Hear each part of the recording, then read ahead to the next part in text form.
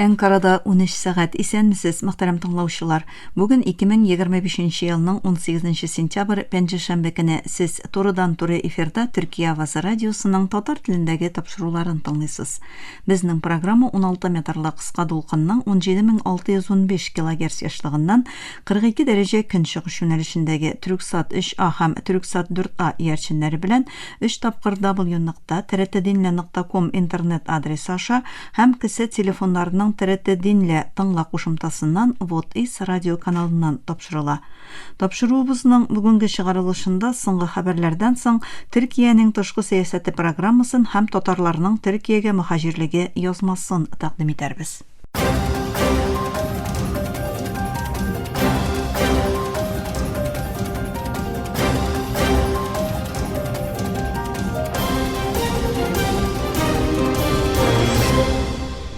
Соңгы хәбәрләр белән башлыйбыз. Израиль Газа шәһәренә җир өстеннән яуны арттырганда тагын ким дигәндә 102 фәләстинлене үтерде.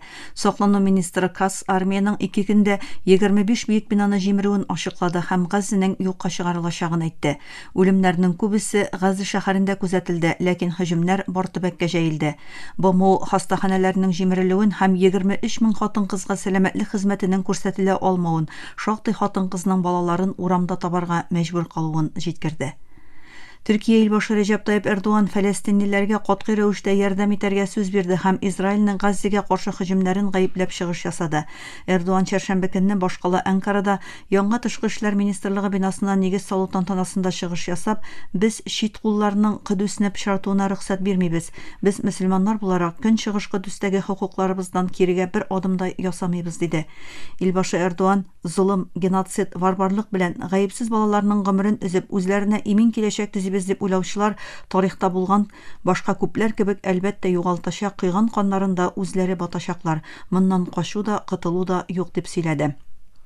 Эрдоган Төркиянең Сүриядән Йәмәнгә, Ливаннан Катарга кадәр Израиль бандитлыгының максатында булган һәр кемгә теләктәшлек күрсәтүне дәвам итәчәгенә басым ясап, Әнкараның Газа дәгъвасына тугрылыгын ассызыклады. Илбашы Израильнең аяусыз һөҗүмнәре астында исән калу өчен көрәшкән Газа халкында янында торуыбызны беркем дә туктата алмый дип белдерде. АКШта судья фәләстинле активист Мәхмүд Халилнең Алжирга яисә Сүриягә депортацияләнүенә карар бирде. Халилнең адвокатлары карарны апелляциягә бирәчәкләрен, әлеге адымның Фәләстин яклы эшчәнлекләргә җавап булуын әйтте. Шул арада федераль бер судья шәхси кагылсызлык эше барганда Халилнең депортацияләнүен вакытлыча туктатты. Колумбия университетының элекке студенты булган Халил март аенда кулга алынды, ләкин ул бер нәрсәдә дә гаепләнми.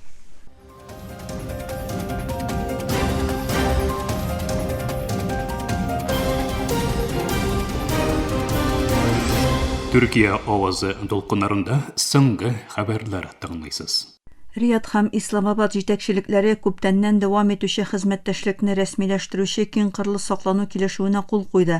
Сәгуд Гарәбстаны рәсми затлары килешүнең бернинди илгә каршы булмавын белдерсә дә, Фарсы култыгыйлары АКШның иминлек гарантлыгына тойган шөбһәләр арткан чорда булуы игътибарны җәлеп итә. Килешү төбәктәге көч тигезлекләрен үзгәртә ала кебек һәм атом тәшвикләмәләр мәсьәләсендә дә сорау ишарәтләрен тудыра. АКШның телевидение каналы ABC Jimmy Kimmel Live программасын туктатты. Нигезнәмә Киммелның Чарл Кёркның үтерүе белән бәйле сүзләренә белдерелгән реакциялар булды. Программаның партнеры Nexstar тапшыруны туктатты. Киммел тавышын чыгармый, ABC программаның кайчан кабат башланачагын ачыкламады. Сүрия тышкы эшләр министры Асад Аль-Хасан Әй-Шайбани бу атнада Вашингтонда АКШ канун чыгаручылары белән очрашачак дип хәбәр итә Axios. Аның максаты АКШның Сүриягә карата калган санкцияларын бетерү мәсьәләсен сөйләшү. Шайбаниның бу сәфәре соңгы 25 елда Сүрия тышкы эшләр министрының Вашингтонга беренче визиты. Ул шәршәмбе көнне Сүрия илбашы Әхмәд Шара белән АКШның берлектәше Израиль арасында иминлек килешүе турында сөйләшүләр киләсе көннәрдә нәтиҗә бирә ала дигән белдерүеннән соң ясала. Сенатор Ленси Грэхэм Сиоска әйтүенчә, ул һәм башка сенаторлар пәнҗешәмбе көнне Шайбани белән очрашып, Сезар акты белән расланган кайбер санкцияларны тулысынча бетерү мәсьәләсен тикшерәчәк. Шайбани җомга көнне АКШ дәүләт сәркатибе Марко Рубио белән дә очрашыр дип көтелә. Грехим әйтүенчә, әгәр Сүрия рәсми рәвештә Израиль белән яңа иминлек килешүенә таба барып, Даишка каршы коалициягә кушылса, ул санкцияларны бетерүне яклаячак. АКШ дәүләт департаменты Шайбаниның сәфәре турында сорауга шундук җавап бирмәде. Төркиянең иң зур технология чарасы Технофест шәршәмбе көнне Истанбулда үз ишекләрен ачты. 5 көнлек бу чара Истанбул Ататürk аэропортында уза һәм Төркия технология командасы вакыфы белән сәнәгать һәм технология министрлыгы тарафыннан оештырыла. Технофест 2018 елдан бирле күп санда дәүләт оешмалары, хосусый тармак партнерлары һәм университетлар ярдәме белән үткәрелә. Ел саен яңартылган ярыш категориялары белән Технофест быел 58 төп чара һәм 137 субкатегория тәкъдим итте. Дөньяның һәр почмагыннан төрле катнашучылар биредә үз белемен һәм тәҗрибәсен уртаклаша. Технология үсешендә мөһим адымнар ясый. Технофест пәнҗешәмбе көненнән башлап якшәмбе көненә кадәр кунакларны технология ярышлары белән генә түгел, күп төрле тамаша чаралары белән дә каршы ала. Фестивальдә күз явын алырлык һава тамашалары, төрле күргәзмәләр һәм остаханәләр, тәэсирле симуляция зоналары, планетарий, сәүдә ярминкәләре һәм студентлар өчен махсус очыш чаралары бар. Бу фестиваль гадәттә җеп санлы елларда Төркиянең төрле шәһәрләрендә, тәк санлы елларда Истанбулда уза. Узган айда Истанбулда Технофестның диңгезгә багышланган күк ватан чарасы үткәрелде. Узган ел Төркиянең көньяк шәһәре Аданада үткәрелгән Технофест якынча 1 миллионнан артык кунак җәлеп итте. Башланганнан бирле ул җәмгысе 11 миллионнан артык катнашучыга иреште. Мөхтәрәм тыңлаучылар, сез Төркия авазы тулкыннарында соңгы хәбәрләр белән таныштыгыз.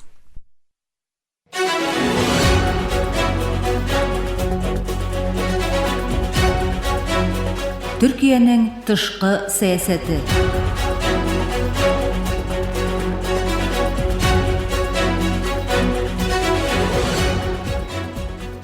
Төркиянең тышкы сәясәте тапшыру тизмәбезнең бу бүлемендә халыкара мөнәсәбәтләр белгече Җәмил Доач Ипәкнең Төркия тышкы эшләр министры Хакан Фиданның Хашти Шаби комиссиясе башлыгын кабул итүе турындагы язмасын тәкъдим итәбез.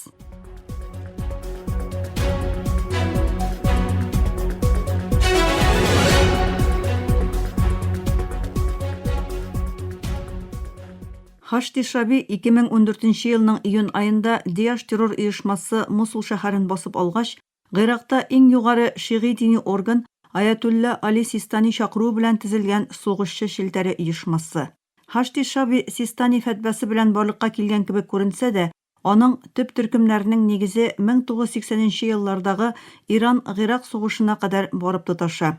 Ягъни Систаниның фәтвәсе электән үк бар булган Иран яклы шигъи төркемнәрне уртак шелтәр астына туплаган. Хашти Шаби лидерлары профиле оешманың Иран инкыйлаб сакчылары армиясе һәм бигрәк тә Кудус көче белән туры бәйләнешен күрсәтә.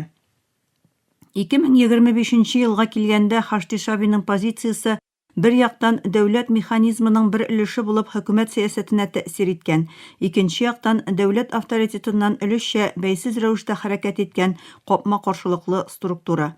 Хашти Шаби эчендәге шигъи төркемнәр арасында да идеологик таркалу бар. Якынча 60% турыдан-туры Иранның дини лидеры Али Хаманигә бәйле Иран яклы фракциялар, якынча 4тән 1 өлеше Систани юнәлешендәге күбрәк милләтче төркемнәрдән, калганнары исә Садыр кебек башка агымнарга тугры сугышчылардан тора. Оешманың кайбер төркемнәре Нәҗиф мәктәбе шигъилеге урынына Кум мәктәбенә бәйле булуы мәзһәби көн тәртибен көчәйтүе нигезнәмәсе белән реакцияларга дучар була. Иран Хашти Шабине йыгынты көч абруй чарасы итеп куллана. Бу исә Гыйракны күрше гарәп илләре белән, хәтта Төркия белән дә каршылыкка китерү куркынышы тудыра. Хашти Шаби эчендәге кайбер радикаль фракцияларның контрольсез гамәлләре дәвам итсә, Гыйракның зәгыйф мәзһәби балансы бозылырга мөмкин. Өстәвенә Гыйрак Иран белән Көнбатыш арасында бәрелеш мәйданына әйләнә ала. Төркия исә һәр вакытта Гыйракның җир бөтенлегенә һәм сәяси бердәмлегенә яклау күрсәтте һәм ил эчендәге барлык мөһим актерлар белән элемтә урнаштыру стратегиясын үз итте. Хакан Фидан тышкы эшләр министры булгач, бу тотыш тагында аныкланды. Элекке Милли күзләү оешмасы башлыгы буларак Фидан Гыйрак актерларын якыннан белгән шәхес. Әнкараның Хашти Шабига карата иминлек һәм дипломатик позициясын билгеләүче төп фактор ПКК террорына каршы көрәш һәм Гыйракның төньягындагы тотрыксызлык. Төркия озак вакыт төньяк Гыйракта урнашкан ПКК аркасында Гыйрак үзе хөкүмәте белән иминлек хезмәттәшлеген тирәнәйтергә тырыша. Бу кысада бигрәк тә Синҗар төбәге иң мөһим мәсьәлә.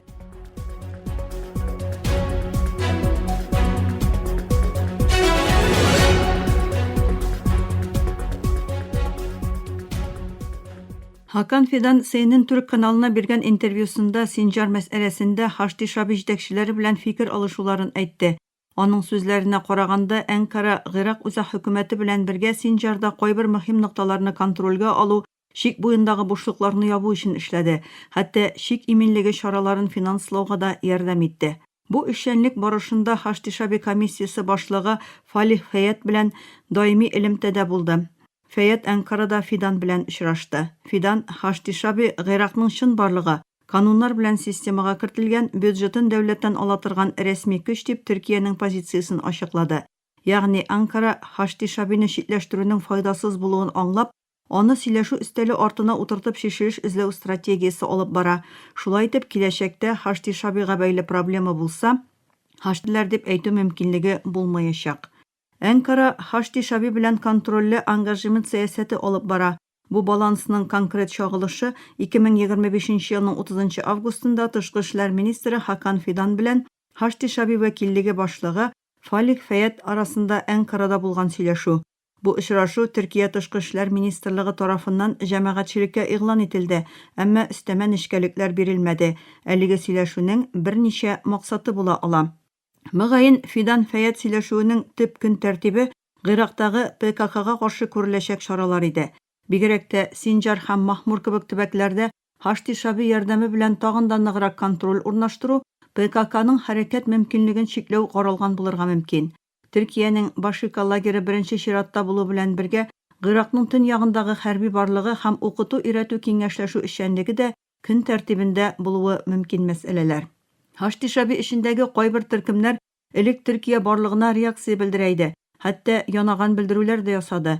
Фидан Фәятны кисәтеп, Төркия барлыгының Гыйракның тотрыклылыгына өлеш кертүенә басым ясагандыр. Иминлек мәсьәләсе өстенлекле күренсә дә, Төркия сөйләшүләрендә икътисади һәм гуманитар хезмәттәшлекнең күләмен дә көн тәртибенә китерә.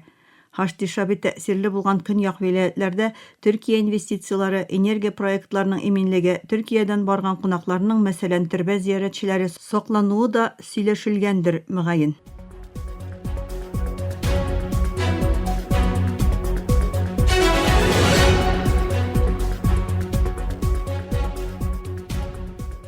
Нәтиҗә ясап шуны әйтергә кирәк, Төркия күршесенең эчке эшләренә тыкшынмыйча, үз милли иминлеген иң югары дәрәҗәдә тәэмин итүгә нигезләнгән баланс урнаштырырга тырыша.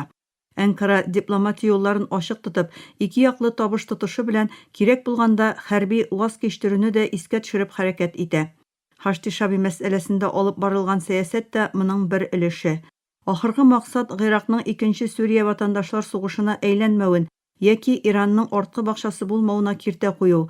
Аның үз киләчәген үзе билгеләүче бәйсез һәм имин күрше дәүләт итеп күрү. Бу максатка ирешкәндә Төркиянең көньяк чикләре тагын да имин, якын көнчыгыш исә тагын да тыныч, хузурлы урынга әйләнәчәк. Бу исә Төркиянең иминлеге һәм төбәктә тынычлык урнаштыру өчен зур әһәмияткә ия. Мөхтәрәм тыңлаучылар, сез Төркиянең тышкы сәясәте тапшыру тезмәбезнең бүгенге чыгарылышында халыкара мөнәсәбәтләр белгече Җәмил Дуач Ипәкнең Төркия Тышкы эшләр министры Хакан Фиданның Хашти Шаби комиссиясе башлыгын кабул итүе турындагы язмасын тыңладыгыз. Киләсе тапшыруда күрешкәнгә кадәр исән.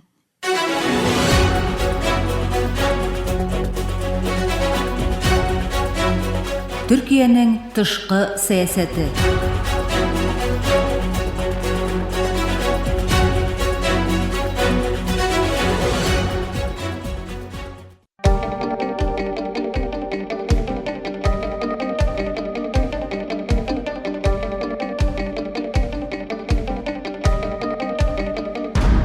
Türkiye Ovazı Radyosu her vakittagıcha yanınızda.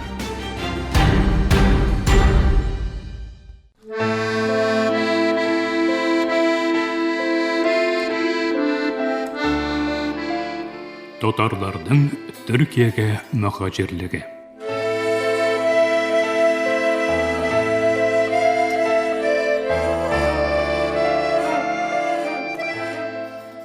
Мөхтәрәм тыңлаучылар, Төркиягә татар һиҗрәтенә багышланган тапшу тезмәбезнең бүгенге 38нче бүлегендә Мөхәммәд Гаяз Исхакый турында сүз алып баруыбызны дәвам итәбез. Үткән язмада Гаяз Исхакыйның кулга алынлары, сөргөнгә юллануы хакында сөйләгән идек. Ул 1909-1911 елларда булган әлеге сөргендән качып, 2 тапкыр Төркиягә китә. Димәк, ул шурда әле сөргендәге кешенең дә яшерен рәвештә чит илгә чыгуы мөмкин була дип әйтергә мөмкин. Гаяз Исхакый Төркиядә дә әдәби эшчәнлек белән шөгыльләнә. Ул Сират әл-Мустақим, туры юл, Төрк дәрнәге дәргисе, Төрк җәмгыяте мәҗмугасы исемле төрек басмаларында яза. Бу журналларда Рәсәй мусульманнары тарафыннан үз язмаларын бастыручы байтак була. Исхакый 20нче гасырның 10нчы елларыннан башлап Төркия белән якыннан таныша дип әйтергә мөмкин. Истанбулда ул бер артлы Сөннәтче бабай, Кияү повестларын, Шәкерт абый хикәясен яза.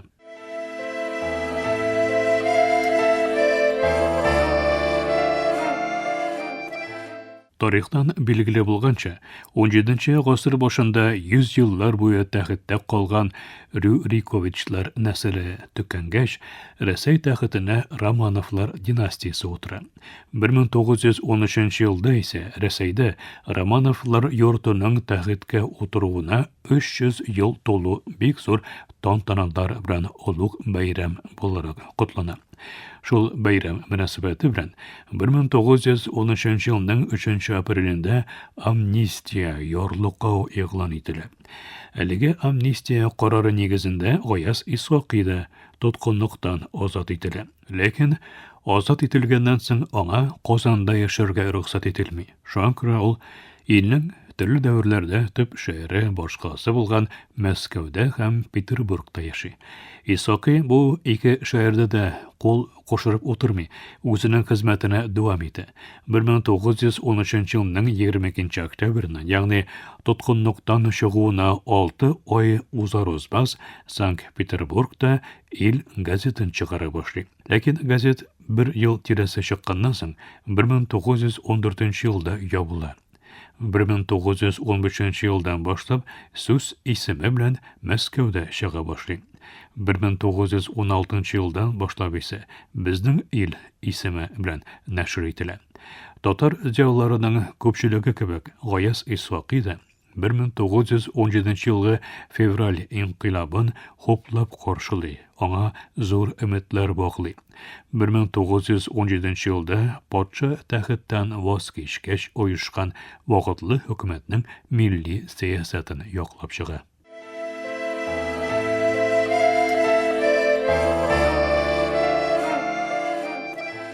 Исхакый 1905 елдан бирле башланган. Шуның аркасында зинданнарда яткан, сөргеннәрдә йөргән сәяси эшчәнлегенә 1917 елда җиңсезганып, бар көчен биреп керешә.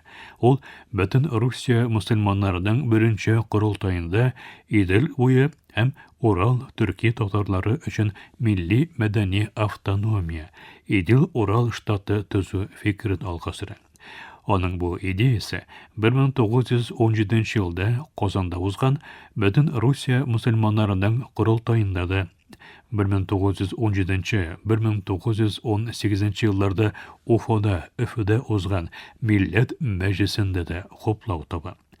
1917 елда Казанда икенче корылтай белән бер вакытта мусульман руханийлары җыены һәм бөтен Русия мусульманнарының хәрби корылтайы да үтә. Һәр кайсы үз мәсьәләләрен тикшергәннән соң 3 корылтай бергә берләшеп Идел-Урал өчен милли мәдәни мөхтәрият игълан итәләр. Шунда ук милли мәдәни мөхтәриятның төп кануннарын билгеләү өчен анда да милли мәҗлес чакыру турында карар кылына. Исхакый бөтен Русия мусульманнарының милли шурасы әгъзасы итеп сайлана. Әлеге Милли Мәҗлис яңа иҗтимагый сәяси шартларда илдә Октябрь инкыйлабы булып, хакимият большевиклар кулына күчкәч үткәрелә. Ул Уфада 1917 елның 22 ноябреннән 1918 елның 11 гыйнварына кадәр эшли. Шуңа күрә дә Милли Мәҗлеснең эшчәнлеге узакка бармый. Илдәге большевик хөкүмәте башта вакытлы хөкүмәтне тәнкыйть итеп, башка милләтләргә дә төрле ирекләр вәгъдә итсә дә, бу узакка бармый. Акрынлап кына бирелгән вәгъдәләрнең киресе була башлый. Узакламый Милли Мәҗлискә дә чират җитә. Нәтиҗәдә Милли Мәҗлис белән милли идарәнең большевиклардан качып котыла алган халык ышанычлары, депутатлары һәм әгъзалары Себердәге Кызыл Яр Петропавл шәһәрендә барып чыгып, анда кече Милли Мәҗлис оештыралар. Алар анда милли идарәнең эшен дәвам итәләр. Аяз Исакый монда да актив эшчәнлек алып бара. Ул Маяк исемле милли газет чыгара башлый. Әлеге газет 1918-1919 елларда нәшр ителә. Шушы шәһәрдә әдип үзе туган илендәге соңгы әдәби әсәре дип исәпләнелгән «Юлсызлар» пьесасында яза. Исакый Кызыллар көнчыгышка таба алга киткән саен Кызыл Яр шәһәренең большевиклары кулы астына керәчәген чамалап, үзе белән бергә булган татар сәясәтче һәм зыялылары белән 1918 елда Русиянең Ирак көнчыгыштагы чиген үтеп чыга. Бу чикне үтү аның гомерендә мөһим бер вакыйга була. Аның моннан соңгы тормышы инде мөхаҗирлектә, эмиграциядә үтәчәк. Аның бу чикне үтүе гомерен туган җирендәге һәм чит илдәге ике өлешкә аера. Аның тормышындагы эшчәнлегендә шулай ук икегә бүреп карарга мөмкин. Мөхтәрәм тамашачылар, фәннәр докторы Ильяс Мифтахов әзерләгән тапшыру тезмәбезнең киләсе чаралышында очрашу өмете белән исән имин булыгыз.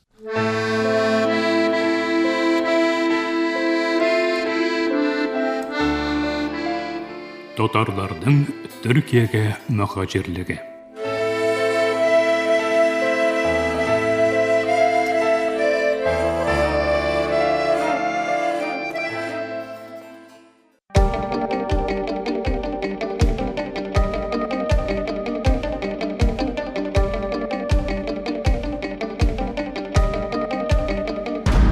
Төркия авазы радиосы һәр вакыттагыча яныгызда.